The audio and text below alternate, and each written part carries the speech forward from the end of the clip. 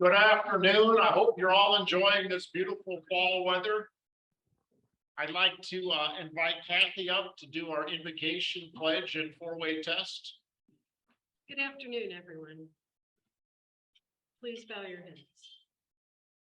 We are thankful for this day that you have given us, for its blessings, its opportunities, and its challenges. May we appreciate and use each day that comes to us. We pray for strength and guidance for each day as it comes, for each day's duties, for each day's problems. May we be challenged to give our best always, and may we be assured of your presence with us. Amen. Pledge.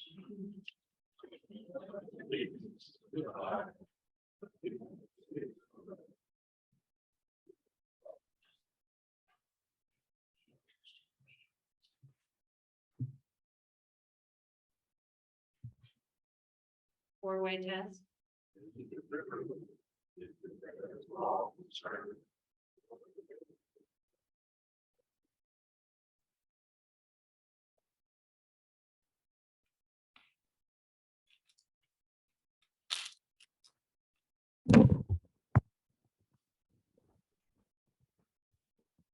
And now I'll have Erwin come up and tell us our visiting Rotarians and guests.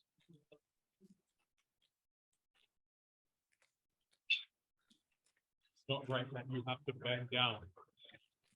Good afternoon, everybody.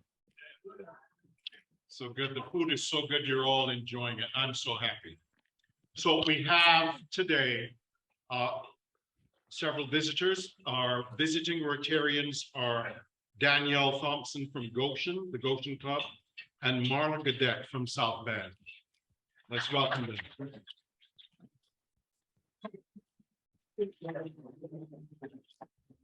Great. So we have, I'll call your name, Erwin Larrier. That's me. My guest is Trina Harris. Trina is from, can you stand for this, Trina? Trina is from the Economic Development Department of the City of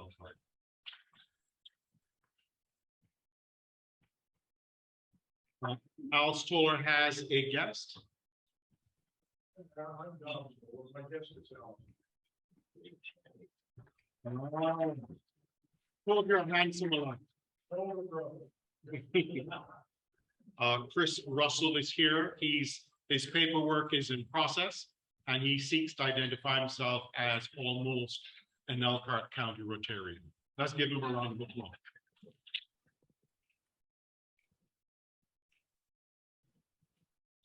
Scott Pickett, you have a guest. There you go, right on. Okay, there you go. Andrew, yeah. Yeah, there you go. And we're thankful for you being here. And last but not least, Charmaine Torma has one guest.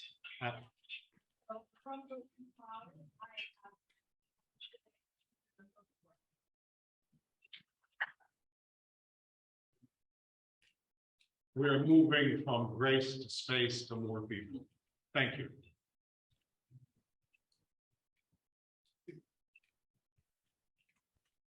All right, if anybody's got announcements, I'll ask you to come forward. Join us for October 10th, when we have Chief John Riddle.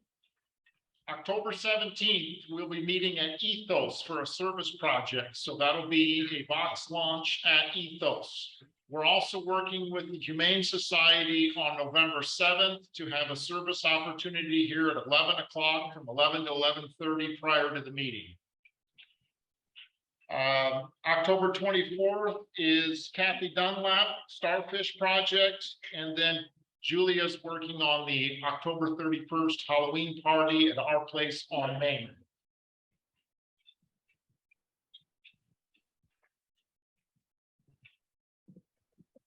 Hello, everyone. Yes, to extrapolate, we have a sign-in sheet over here for folks that are not, that don't prefer to sign up online for that Halloween costume gathering for our Fifth Monday social.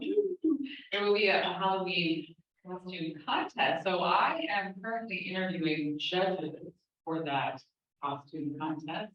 So if you identify someone who's particularly critical, I would appreciate you to be on our judges panel. We're thinking something along the lines of American Idol. So yeah, that would be some fun to be had there. Also, so there's a sign up over there if you want to do that way, pay with cash, check, whatever. And then also on this table has been provided to us by the Matterhorn, and it is encouraged. A while back, I had asked our members who are involved with nonprofits, either on their board or are the head of that nonprofit, to please make available to us information regarding volunteer opportunities and events that you have up and coming, so that we can make choices to select to support you or share that with our family and friends. So this table is here instead of like email blasting the entire club. We're not super fond of that, Charmaine. So those who are new to the club, we do encourage you to let us know about things that can happen on our Facebook page. But it can also happen if you have a sign-up sheet and you're wanting volunteers for something up and coming in the next week or so, or you have an event that you have a little flyer, and please utilize this table for those purposes, and we can have some chairs there for you. You can coordinate that with me, or you can just show up and trust that the table will be here because Heidi is so graciously provided it. Thank you.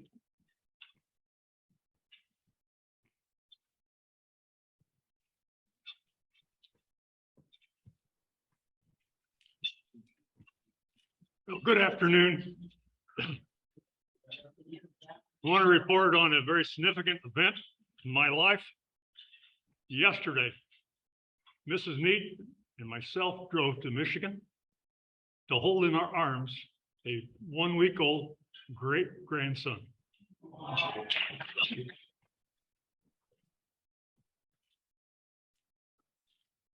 So first time I had to come up and share with my friends.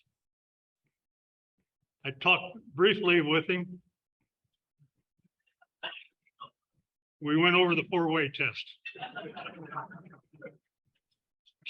My second announcement, I believe he's a future Paul Harris Fellow. Bet on it. I'll put some extra coins in the basket. Somebody will say how big, how much, how far, all those things. So his name is Caden Zick, born last Sunday, a week ago, 7 o'clock in the morning, 7 pounds, 14 ounces, 21 inches long. And today we got a little video picture of the big dog in the house, a little kiss on the lip or the cheek. Priceless. I hope he wasn't hungry. Thank you for letting me share it. But my announcement is also for Sue Neat, grandmother, great-grandmother. It was a precious moment, so it was worth the time. My body hasn't recovered from the drive, but here I am.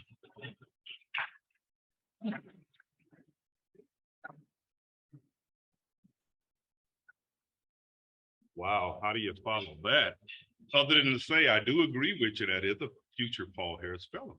Okay, so which leads to the announcement. We our goal has been set by President Todd for $20,000 for this year, and I've identified about going through the new list. So I do have the list for those who've been asking where I'm at. Reference Foundation Point. You can see me at the back table before you leave today if you have an individual question. But about 28 of you will receive an email from me because you are $250 or less points away from your next Paul Harris recognition. And I mentioned that to one of our people today. She just graciously went ahead and wrote the check. So she'll be up for her next Paul Harris recognition. And we want to make sure that under President Todd's leadership that, you know, we have not missed a year of making our goal. So we want to make sure that every Rotarian, every year for the new members, you'll be receiving an email from me so that you can get the giving. And if there's anyone else who wants to share on the committee with all this great fun, do so. Also, you can find me if you want to, but in one of my previous clubs, we used to do this. Just like what Dr. Neat just did, we had a special basket for happy presentations, we got our regular fines, but then we had those special announcements like having a grandbaby, having a great grandbaby, or, if you were somebody who just got married the 5th time, we just let you pay $25 for that.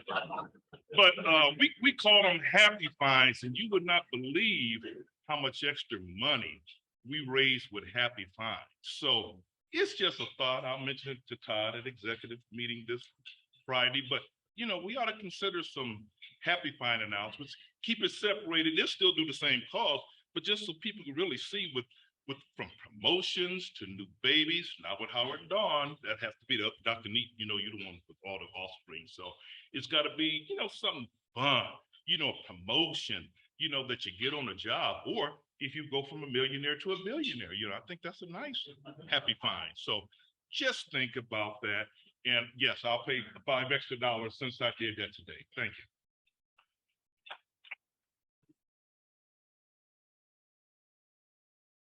Andrew Harmon, is today your birthday? Happy birthday. I also would like to announce for those of you who visit the Concord Rotary Club, as of October 12th, they will be moving back to the Martins. They're in Concord. They have a meeting this week off-site, but they will be meeting October 12th back at Martins. Right now, I'd like to introduce a new member to introduce himself, and that would be Lance Mayberry.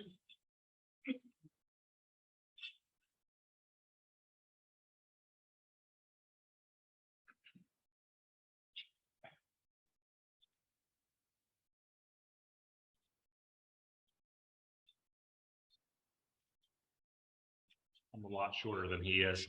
Afternoon, everyone. I'm Lance Mayberry. I work with the Center for Hospice Care. I'm excited to be here. But I'm getting to know the club members. So far, I think I've been here now officially for 3 weeks. I've already been hired and fired on a project as of today by Howard.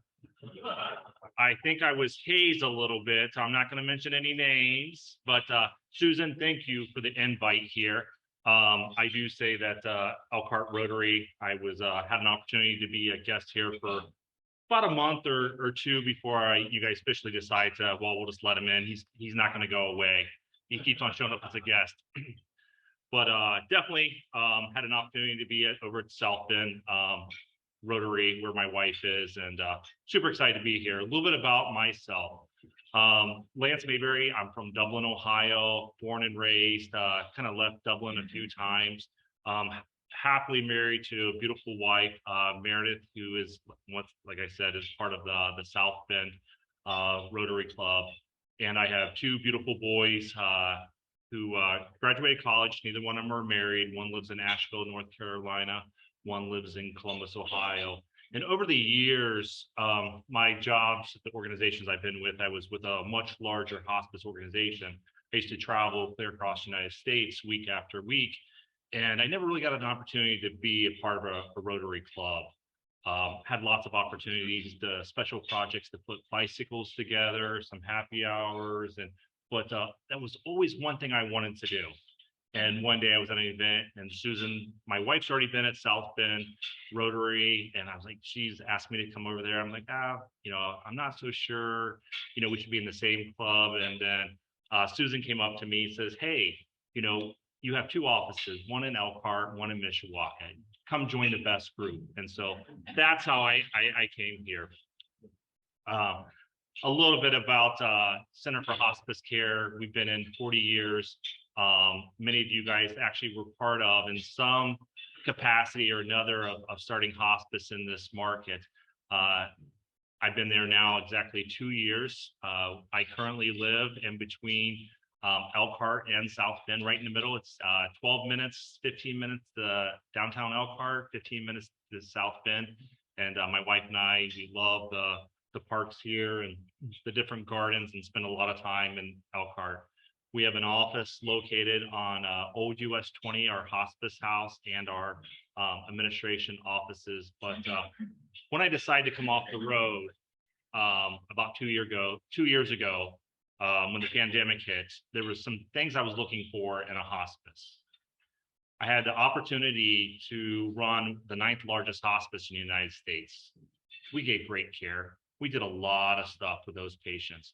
But one of the things when I was looking at a community or my next step where I can be involved in the community was with Center for Hospice Care. Some of the things that they've done and built over the last 40 years is phenomenal that you're not going to find in any other community. And then that's also attributes to the people in the community who have supported that, from building 2 hospice houses. We have 2 hospice houses, only 2 of 7 in the whole state of Indiana, here in the local area. One of the other programs that we do is we offer bereavement for anyone who's had a loved one passing away, who maybe not experienced hospice. First quarter of this year, our bereavement counselors provided 1,200 counseling sessions to people of the community who never had any relationships with Center for Hospice Care. It's along with those things and other community outreaches is why I came to this community to join Center for Hospice. And thank you, Susan, for inviting me to ELKR Rotary. Thank you.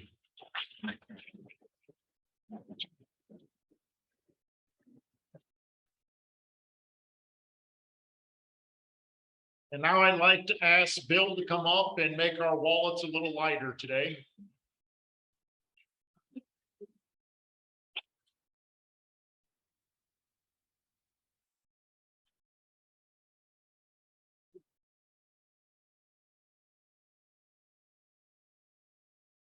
Thank you for that applause. I deserve all of it.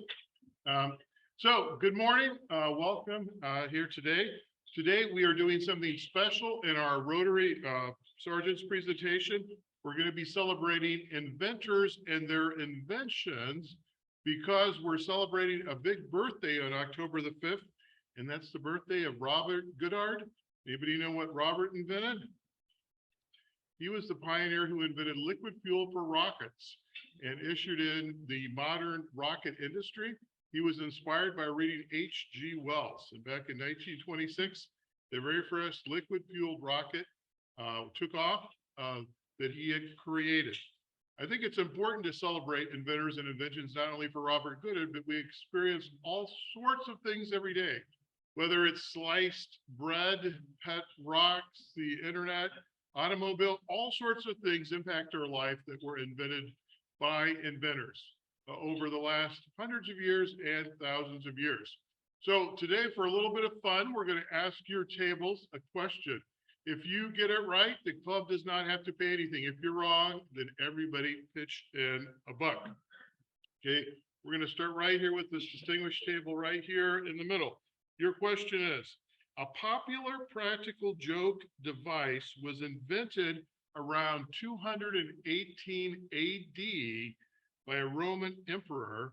What did he invent? What practical joke did he invent in 218 AD?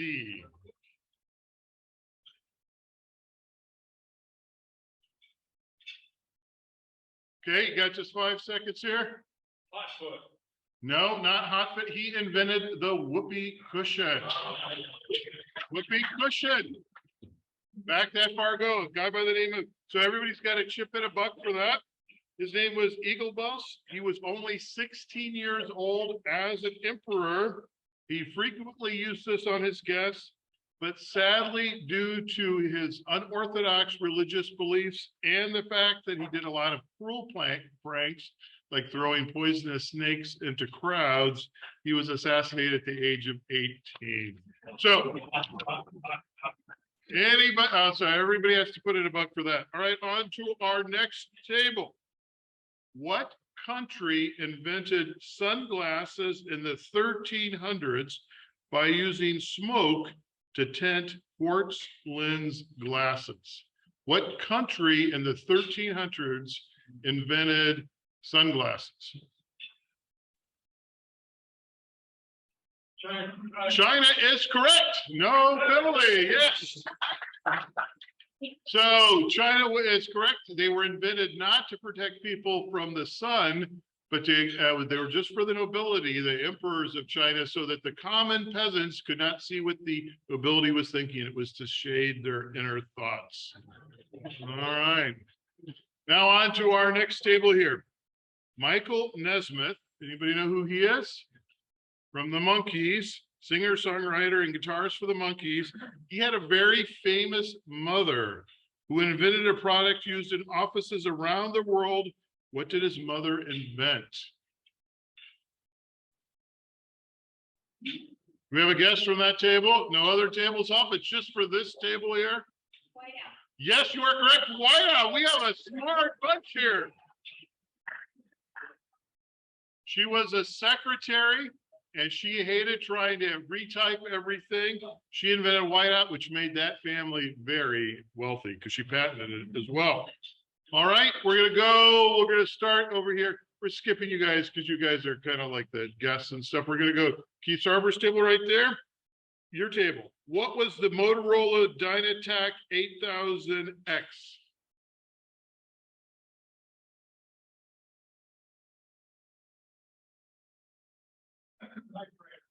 No, everybody's gonna pay $1. It was the first cell phone invented in 1983. You could talk 30 minutes on that after a 10-hour charge. It was 13 inches long, big black whip antenna. It weighed only 2 pounds. It stored 30 numbers and it cost a reasonable $4,000. All right, so you're up to $2 now. Okay, now we're into the middle table right there with Julie. What famous founding father invented the swivel chair?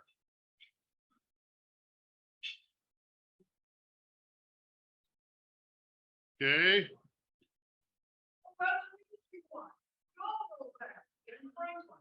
No, it was.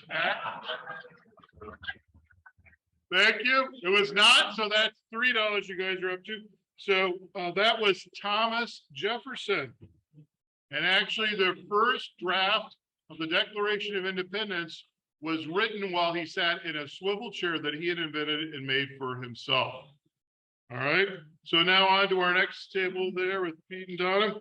So what did Leo Baekeland invent in 1907 as he sought to find a replacement for shellac?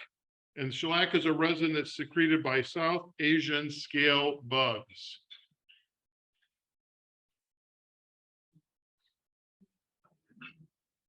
Okay. What was his name? Leo Baekeland. Invented this in 1907. All right, we're going with varnish. No, good guess. So he invented Bakelite, which was the very first plastic. So he is the inventor of plastic. So that would be another $1. And we know how much plastic is in use today. Okay, on to our next table there on the end. Here you guys go. This one's a pretty easy one. 2 Michigan brothers who worked at a sanitarium that was based on Seventh-day Adventist health principles of a vegetarian diet. They invented something that is enjoyed the world over. What did they invent in 1894? Well, that's not your table there. It's this table back here. It's a penalty there.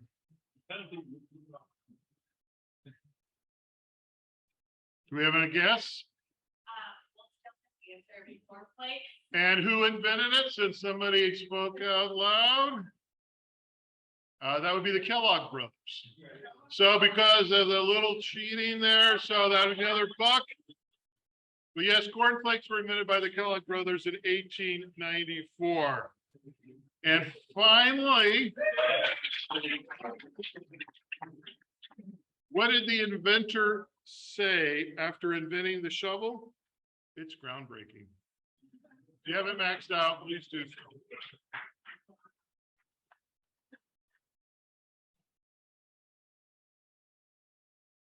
And now I'd like to ask Eric to come up and introduce our speakers for today.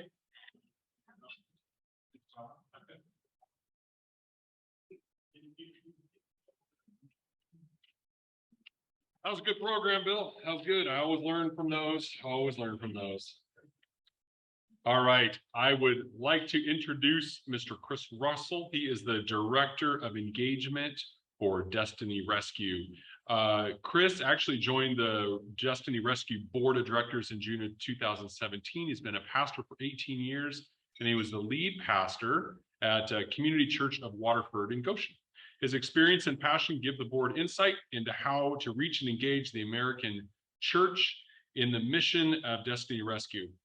And he says, when it comes to fighting for justice for the orphan and fighting against human trafficking, the American church cannot take a back seat to this issue. It's too important. We have to step up and do our part.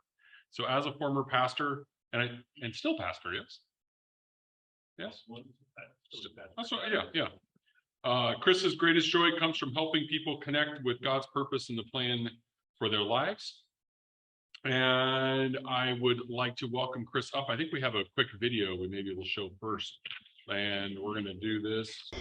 I remember one night I got a phone call from one of the boys who was in a brothel. He was really desperate. He said he had a 13-year-old girl and there was heaps of guys that were trying to take this kid off him and he was scared it was going to get violent. So one of the boys and I jumped on our bikes and we headed straight over there, and it was quite a small, grubby little bar, about 4 or 5 tables. All of them were filled with guys drinking beer and basically staring at the young girls that were handing out the drinks. And I went over and sat down at the table with the boys, and as I did, I noticed in the back corner it looked like a stairwell going down underneath the floor. So I snuck over there and went down those stairs to see what was down there. And as I got down there, I could see that dug out underneath the brothel and built roughly about 7 small rooms. And it was just like a thick smell of stale sweat. It was really quite disgusting. And I walked around the corner, and as soon as I got around there, I could see straight away this pair of small red shoes that some kid had obviously kicked off as she was taken into the room. And as I stood there feeling really helpless, I could hear what was going on in that room, and I remember standing there realising what that 13-year-old kid that we had up at the table upstairs, what she would have to do every single night. And I knew if we didn't do something tonight, she would end up down here at some point doing what that girl was doing right then. So I went back upstairs and sat down next to that kid, and as I did that, the agent leant over to me and he said, this girl's been here for about a week, and every night, usually 5 times, she gets taken downstairs, and she's forced to have sex with customers, and basically raped by these violent men.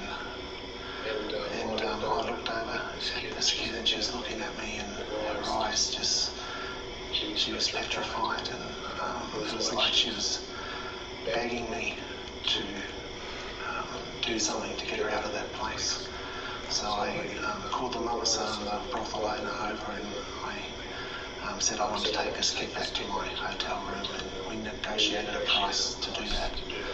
In the brothel owner's mind, I was taking her away to have sex, but what was really happening is we were taken away to her freedom.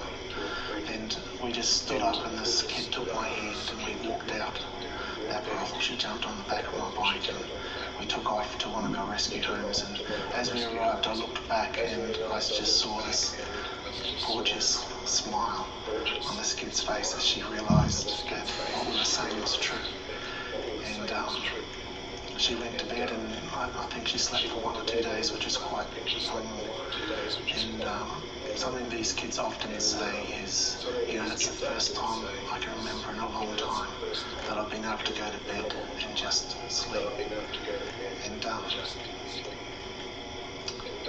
And my dream is that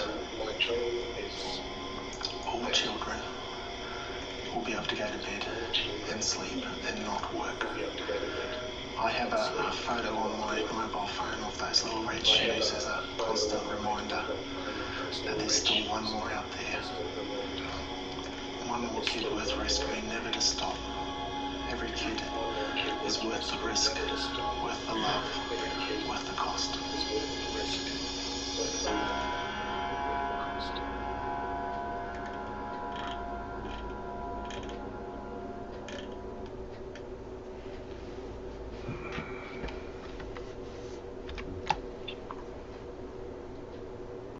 That's powerful stuff.